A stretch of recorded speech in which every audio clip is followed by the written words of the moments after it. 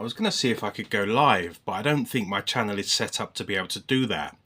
And also I don't really know how I would, and I guess not many people would watch. So I'm just making a video to say thank you for some of the feedback I've been getting. I've been making these videos now for almost 2 years, since maybe a month or two into Israel's genocide in Gaza. And I don't know why I've been making them. I think part of the reason I've been making them is I felt guilt as a British person because my government has done so much to help Israel slaughter innocent Gazan people. And indeed, this guilt, about a year ago I started visiting mosques and masjids here in Bangkok where I live. And the reason for that was I'm told that, or as Westerners we're told that Muslims are the enemy, they're the other, they're dangerous, we should fear them, and maybe we should attack them before they can attack us because they all want to kill us. And naturally this is BS, and I already didn't believe it, but I thought I want to learn a little bit about Islam anyway, make my own mind up. And also I want to meet some Muslims in the mosque, and even with my poor Thai language skills, if I can, I want to communicate to them, get across that not all Westerners are happy with a genocide being carried out, and with the fact that our governments are helping that genocide be carried out. And the first time I went in a mosque, in a masjid here, I cried. A Muslim fella came up to me and helped show me around. I asked him where I could put my shoes, I think, first, going in the masjid, and or something like that. And then I started crying, just because I had so much pent-up guilt that I'd been feeling, and it all came out and I started crying. And then he showed me how to wrap something around my waist because I was wearing shorts, and as we know, one is not supposed to expose his legs in the masjid. And I went in. I didn't pray because I'm not a Muslim, and in many masjids I have prayed anyway, just to see how it feels and to see if I can feel God speak to me. And because I just want to show affinity with the Palestinian people in a way that they might show affinity with others. But I didn't pray this time, but it was an emotional experience. And after that I maybe went to 9 or 10 more masjids here in Bangkok. Anyway, so I make these videos for catharsis, so I don't feel like I'm doing nothing, but I'm aware my little rinky-dink videos, they're changing nothing. I mean, I made one earlier today about Elbit Systems and how they are funding or making the weapons that Israel uses. I made a video about them, and I said where their locations are in the UK, and I invited the viewer to do what they can with that information.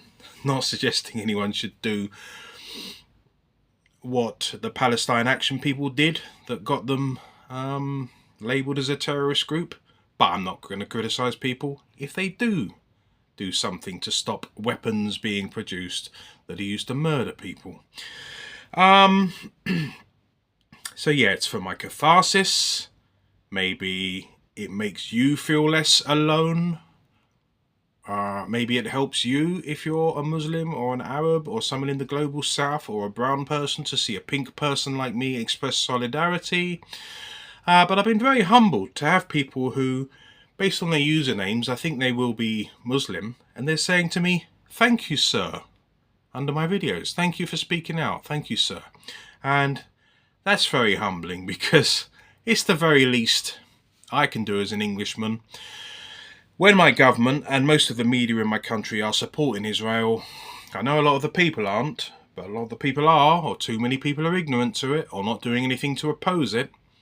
So it's the least I can do as an Englishman to speak out. And I don't know, I quite enjoy the process of trying to express my thoughts in 3 minutes or 5 minutes or 1 minute, however long I want a video to be in the editing process. But that's not what it's about. Obviously, it's just about feeling like I'm doing something, even if it's nearly nothing, expressing solidarity, and maybe making some new friends, because the friends I have from before, the only way I can keep in touch with people back in the UK, since I've lived for 20 years in Bangkok and only been home once in that time for 3 weeks, the way I keep in touch with people back home is to post on Facebook. And I used to do the sharing pictures of my trips thing that people do, and photos of my beautiful son and beautiful wife. Since the genocide started, all I've wanted to do is share information about that. And it's been completely ignored, the information I shared, except for one person who said I was in Hamas or a terrorist sympathizer. One person who said it's complicated. There are two sides to it. It's not that complicated. There's a genocide going on and it should be stopped. Somebody who said I shouldn't talk about that sort of thing on Facebook. An aunt of mine said that. Well, I'm not going to be told where and when I should talk about how a genocide is wrong. We should normalize talking about it everywhere, and then more people might feel emboldened to speak up about it anytime and any place, and it might stop one day before too many more thousands of people are murdered. A couple of people agreed with me, occasionally click like on something I share. Don't really comment, but they click like. That's something. But by and large, no one seems to give a damn back in the UK or around the world, the friends I have on Facebook. So I need new friends. I need better friends.